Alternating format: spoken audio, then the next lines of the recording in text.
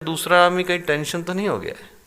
भगवान बुद्ध ने वर्षों पहले जीवन को दुख कहा था, पर आज का इंसान तो हर कदम पर उस टेंशन को, उस परिभाषा को सत्य बताने के लिए बेकरार है।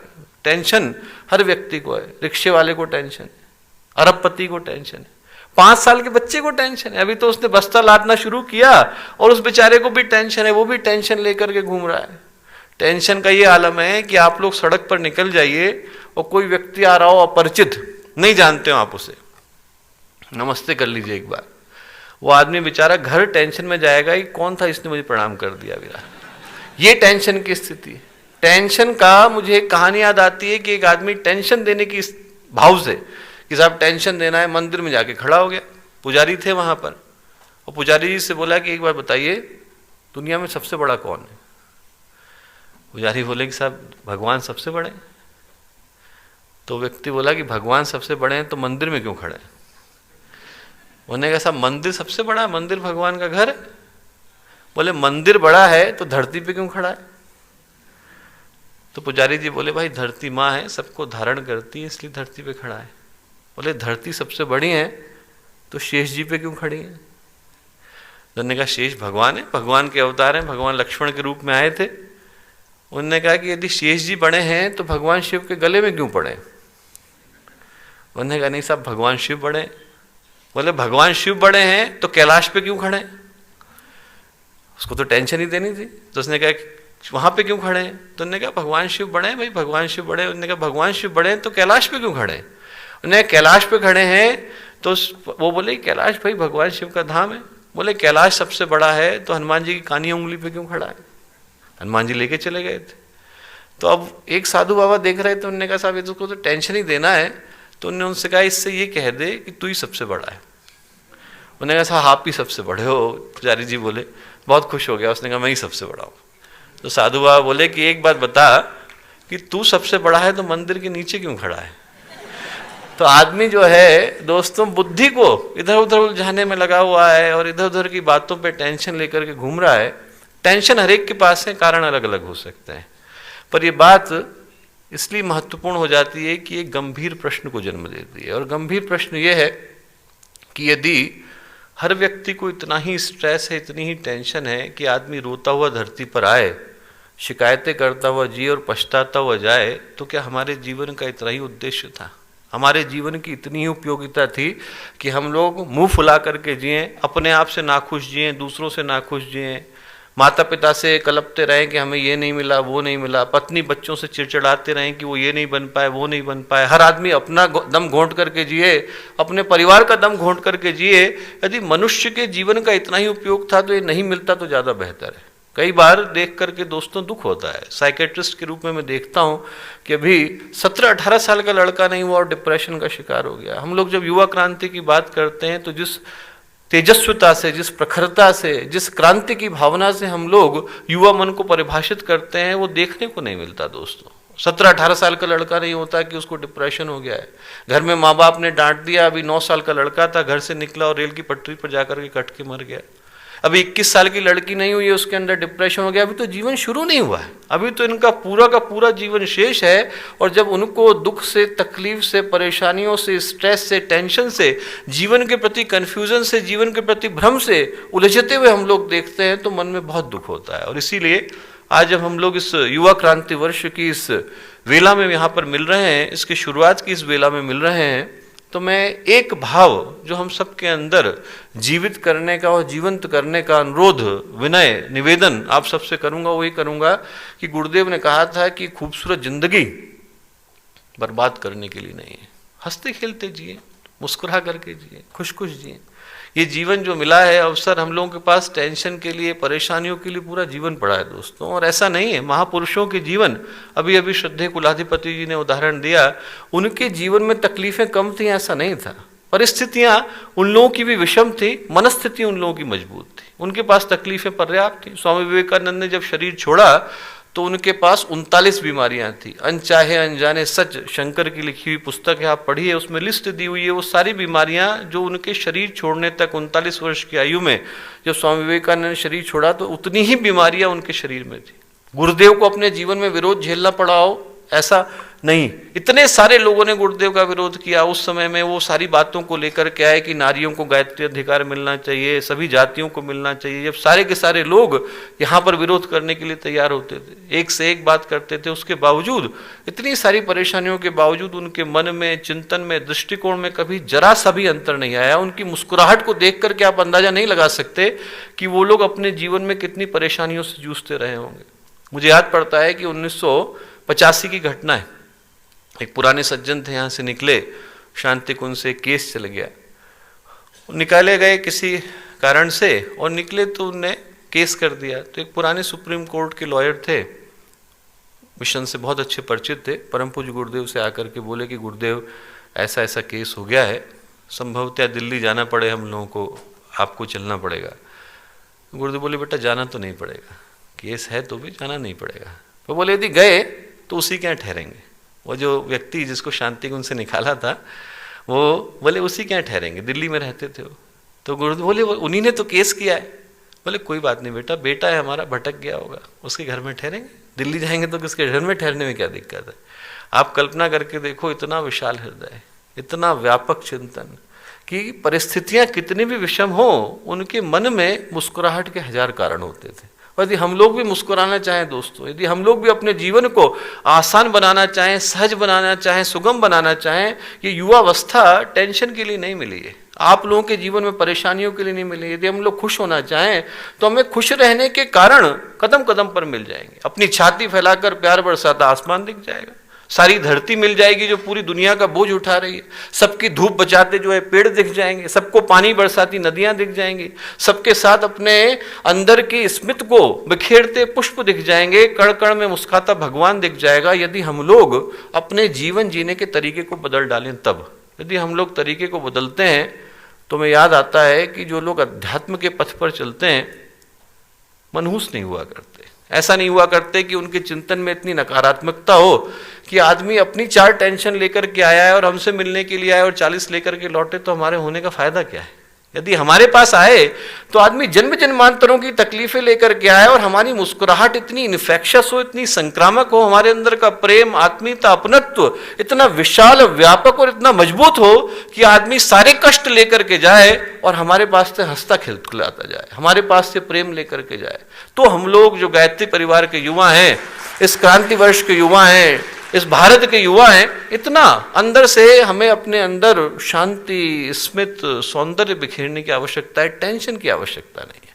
मैं कहूँगा जो एक भाव हमारे अंदर आए दोस्तों, वो ये आए, स्ट्रेस को भूल जाए, नकारात्मकता को भूल जाएं, निगेटिविटी को आउट करें, सकारात्मकता को लाएं, पॉजिटिविटी को लाएं, अंदर अच्छे विचारों को लाएं, अंदर यहाँ रहें। गंगा की गोद है, हिमालय की छाया है, परम पूज्य गुरुदेव के रूप में, परमवंदनीय माता जी के रूप में इतना सक्षम सशक्त मार्गदर्शन है। इससे बड़ा सौभाग्य हमें क्या मिल सकता है। श्रद्धेय कुलाधिपति जी यहाँ पर हैं, श्रद्धेय जी यहाँ पर हैं। हम लोगों के जीवन का सौभाग्य है कि हम लोग इस पवित्र धरती पर हैं, और जब यहाँ पर हैं तो इस अवसर को निश्चित रूप से सौभाग्य बना करके लौटे, अंदर दिल को खुश करके जिए। और खुश करने के लिए एक सूत्र मुझे परम पूज्य गुरुदेव का याद आता है कि हम लोग खिलाड़ी की तरह से जिए। गुरुदेव कहा करते थे कि आदमी खिलाड़ी की तरह से जिए। खिलाड़ी कैसे जीता है, हार आ गई जीत आ गई उससे कोई फर्क नहीं पड़ता।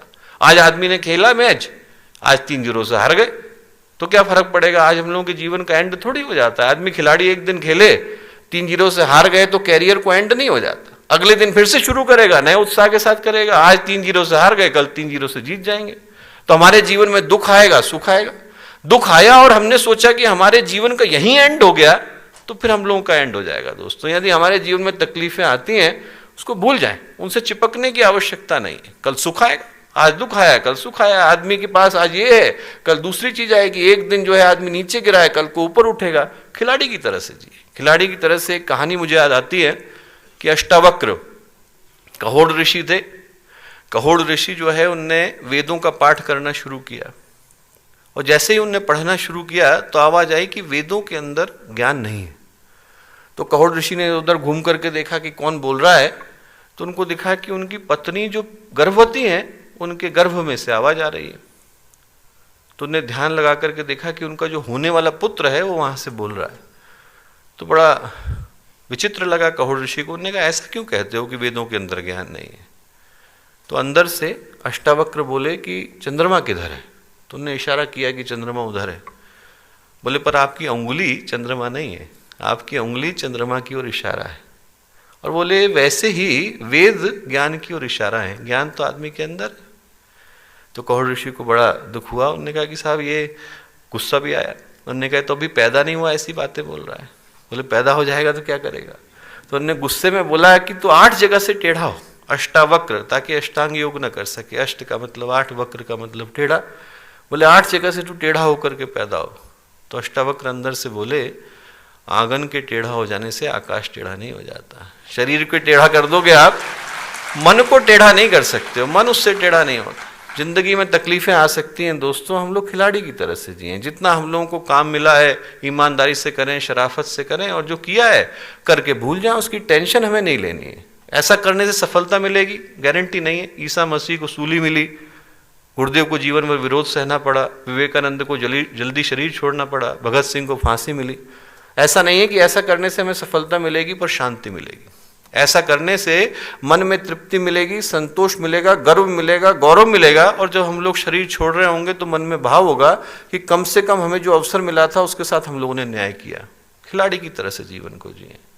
और दूसरी बात मैं बोलूँगा कि दूसरी जो चीज़ करें वो ये करें कि हम लोग अपनी रिश्तेदारियों को बदल लें। उसका मतलब माँ बाप को बदलना नहीं, उसका मतलब सास ससुर को बदलना नहीं, उसका मतलब दोस्तों को बदलना नहीं है, उसका मतलब भाई बहन को बदलना नहीं है। उसका मतलब ये है कि हम लोग अपनी शादी धर्म के साथ कर लें। यदि हम लोगों की शादी धर्म के साथ हो जाती है, हमारे पिता का नाम जो है सत्कर्म हो जाता है, माँ का नाम सद्भावना हो जाता है, बच्चों का नाम सत्कर्म हो जाता है, तो उस दिन भगवान हमारे पाले में आकर के खड़े हो जाते हैं। जब पूरी तरह से महाभारत हो गई, महाभारत शुरू होने वाली थी, तो बंटवारा चल रहा था। बंटवारा चल रहा था तो लोगों ने अपने अपने वो लगाने शुरू करे बोलियां कि हम किधर जाएंगे। तो एक तरफ युधिष्ठिर खड़े हो गए, एक तरफ दुर्योधन खड़े हो गए। और दुर्योधन भारत के राजा थे तो स्वाभाविक रूप से पलड़ा उधर की तरफ भारी था। सारे के सारे राजा उधर जाके खड़े हो रहे थे कि ये 5 भाई तो गांव में रहते हैं, इनकी तरफ से कौन लड़ेगा। तो सारे के सारे राजा उधर जाकर के खड़े होने लगे। भगवान कृष्ण उठे और युधिष्ठिर की तरफ जाकर के खड़े हो गए। जैसे ही खड़े हुए तो पलड़ा उधर को जाने लगा, लोग उधर जाने लगे। तो जब बंटवारा हो गया तो उसके बाद युधिष्ठिर खड़े हुए, दुर्योधन खड़े हुए और उनने बोलना शुरू करा कि मेरी तरफ ये हैं, मेरी तरफ वो हैं, ऐसे कह करके कहना शुरू करा। तो युधिष्ठिर ने बताया कि साहब मेरी तरफ से ये हैं, और भगवान कृष्ण का भी नाम लिया। दुर्योधन ने बोला मेरी तरफ से ये लड़ेंगे। तो भगवान कृष्ण बोले युधिष्ठिर से कि युधिष्ठिर तुमने उसका नाम नहीं लिया जिसकी ओर से मैं लड़ूंगा। तो युधिष्ठिर बोले कि भगवान आप तो हमारी तरफ से लड़ेंगे, मैंने तो आपका नाम लिया था। बोले नहीं, मैं इतना छोटा नहीं हो सकता कि व्यक्ति की ओर से लड़ूं, मैं धर्म की ओर से लड़ूंगा। तुम धर्म की ओर खड़े हो इसलिए मैं तुम्हारी ओर से लड़ रहा हूं। धर्मो रक्षति रक्षिता, जिधर धर्म खड़ा है उधर भगवान खड़े होते हैं। जिधर भगवान उधर आके खड़े होते हैं जहां पर सत्य है, न्याय है, धर्म है। तो यदि हम लोग धर्म की तरफ खड़े हो जाते हैं दोस्तों, तो भगवान भी हमारी तरफ आकर के खड़े हो जाते हैं। खिलाड़ी बन जाएं, अपनी रिश्तेदारियों को बदल लें और अपनी समीक्षा करें। दूसरों के ऊपर हम लोग इंतजार न करें। आज के समय में समाज ऐसा हो गया है कि हम लोग दूसरे की कमी निकालने को तैयार हैं। आप व्यक्ति से पूछ करके देखिए साहब उसको शिकायतें हैं, तो आदमी निंदा करने के लिए तो उसके पास पूरी फेहरिस्त है, ऊपर से लेकर नीचे तक बैठा हुआ है आदमी। भगवान दुनिया सही नहीं चला रहे हैं, सरकार देश सही नहीं चला रही है, डॉक्टर इलाज ढंग से नहीं कर रहा है, आदमी कंप्लेन करने को तैयार है, पत्नी खाना ढंग से नहीं बना रही है, बच्चे होमवर्क ढंग से नहीं कर रहे हैं। आदमी के पास एक से एक बढ़ करके लिस्ट है, और उससे पूछे आप क्या कर रहे हैं तो आदमी को पता नहीं। आदमी समीक्षा नहीं कर पाता है, निंदा पर्याप्त करता है। आदमी के पास सारी चीजें हैं, आप लोगों से जाकर के पूछें साहब ये क्या है, आदमी सब बताने को तैयार है कि साहब वो गलत है, वो गलत है। हम अपनी समीक्षा नहीं कर पाते। कहानी है कि गांव में डकैती पड़ी, बच्चा सो रहा था, डकैत आए तो सबके सब सो रहे थे, एक बच्चा था उठ गया। अब डर के मारे बोला नहीं, उसने कहा कि मैं उठूंगा तो मेरे पे भी हमला कर दें। तो अगले दिन सबकी नींद खुली, सबने पूछना शुरू करा कि क्या हुआ क्या हुआ, तो किसी को पता नहीं था। अब बच्चे ने बोलना शुरू करा, 8 साल का बच्चा था, उसने कहा कि रात को इतने बजे आए थे। और जैसे ही उसने बोलना शुरू करा वैसे ही सबके सब उस पर चढ़ गए, बोले अरे तूने हमें बताया नहीं और सो रहा था तू यहाँ पर। तो एक बाबा जी देख रहे थे, बोले भैया उसने कम से कम बताया तो क्या हुआ, तुम लोग तो सबके सब सो रहे थे। तो बाकी सब तो सो रहे हैं, पर उन लोगों की जो है, जो एक व्यक्ति जग गया है उसकी खबर लेने में लगे हुए। तो जग गया है, क्यों जग गया है, तो आदमी क्या है, उनकी शिकायत करने के लिए तैयार है जो व्यक्ति कुछ कर रहा है। अरे बाकी लोग कुछ तो कर रहे हैं, बाकी लोग सो करके बैठे हैं, जो लोग कुछ कर रहे हैं उनको आगे बढ़ाने के लिए हम लोग आगे आए। तो दोस्तों, एक तो खिलाड़ी की तरह से जिंदगी जिए, हमें जितना कर्तव्य मिला है ईमानदारी से करें, दायित्व का निर्वहन करें। इतना बड़ा सौभाग्य हम लोगों को मिला है कि इतने पवित्र वातावरण में हम लोग हैं, और उस महायज्ञ की पूर्णाहुति के लिए हम लोग क्या कर पा रहे हैं उसके विषय में सोचें। ये सोचें कि हम लोग धर्म की तरफ कैसे खड़े हो सकते हैं, न्याय की तरफ कैसे खड़े हो सकते हैं। और आज के इस सुअवसर पर जब हम लोग यहाँ पर अभी शपथ लेने के लिए, संकल्प लेने के लिए एकत्रित हैं, मैं कहूँगा कि और संकल्प अभी हम लोग यहाँ से पढ़ेंगे। उसके अतिरिक्त तो 3 छोटे छोटे संकल्प हम लोग लेकर के जाए, जो कि आज के इस विषम समय में निश्चित रूप से आवश्यक है। एक संकल्प मैं कहूँगा कि हम लोगों को मिलकर के शैतान की माँ को मारना है। आप कहेंगे कि साहब क्या बात कह रहे हैं।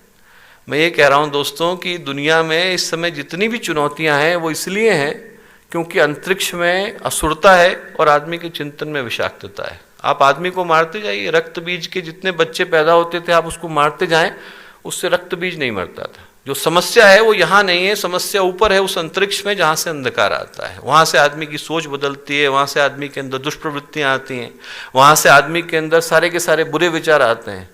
और उसको दूर करने के लिए व्यक्ति को मारने की आवश्यकता नहीं है, उस शक्ति को मारने की आवश्यकता है जहाँ से प्रवाह आ रहा है। और वो करने के लिए हम में से प्रत्येक व्यक्ति को गहन साधना का अनुष्ठान अपने हाथ में लेना आवश्यक है। यदि हर व्यक्ति अपने अंदर एक साधना का भाव लेकर के जाए, गुरुदेव ने पूरा का पूरा जीवन बदला, उसके लिए 24 गायत्री के महापुरुष चरण करे, अपने जीवन के उत्थान के लिए नहीं करे, उनको स्वयं को आवश्यकता नहीं थी, पूरी सृष्टि के वातावरण को बदलने के लिए करे।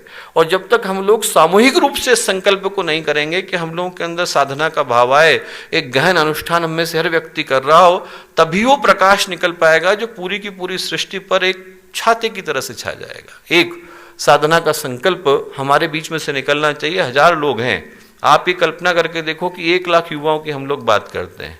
यदि हर 1 लाख युवा इस पूरे वर्ष में मात्र 11 भी गायत्री की मालाएं करे, उसके साथ महामृत्युंजय की माला जोड़ ले, तो 1 वर्ष में आप कल्पना करो कितनी होती है। 21 अरब हम लोग मंत्र यहां से निकालते हैं। 21 अरब। 1 लाख भी यदि गायत्री परिवार के 11 करोड़ में से 1 लाख युवा भी संकल्प लेते हैं, जो ऊर्जा निकल करके आती है वो बिल्कुल अथाह है, अपरिमित है, असीम है।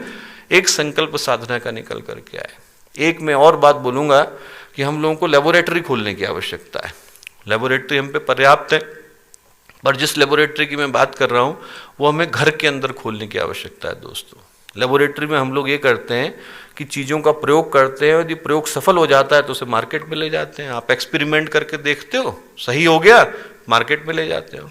वैसे ही जिन विचारों को हम लोग सही सोचते हैं उसको अपने परिवार में एक बार एक्सपेरिमेंट करके देखें।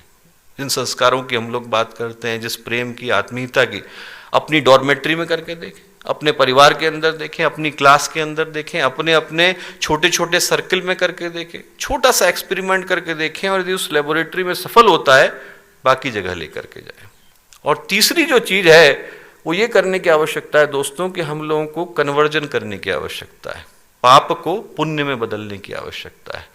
आप व्यक्ति को एक साधारण सा समीकरण बताइए कि इस देश में हम लोग 1 साल में $9 बिलियन सिगरेट की स्मोकिंग पर और टोबैको की स्मोकिंग पर खर्च करते हैं। आदमी जो सिगरेट खा रहा है, गुटखा खा रहा है, $9 बिलियन यदि वहां से हटें और देश के स्कूलों को बनाने में जाएं, सड़कों को बनाने में जाएं, हॉस्पिटलों को बनाने में जाएं, पर्यावरण को सुधारने में जाएं, नदियों को शुद्ध करने में जाएं, वृक्षों को लगाने में जाएं, तो इस देश का कल्याण हो जाएगा। पूरे देश के सारे बजट से बढ़ करके वो मुद्रा है जो आदमी की स्मोकिंग में चली जाती है, एडिक्शन में चली जाती है। उस सारे को बदलने के लिए उनसे कहिए कि साहब आपको 1 वर्ष आपके पाप को पुण्य में बदलने की आवश्यकता है। जो आप पैसा पाप में लगा रहे थे, सिर्फ 1 वर्ष के लिए आप ऐसा करिए कि उस पाप को आप पुण्य के बैंक में इन्वेस्ट कर दीजिए, इधर से हटा दीजिए।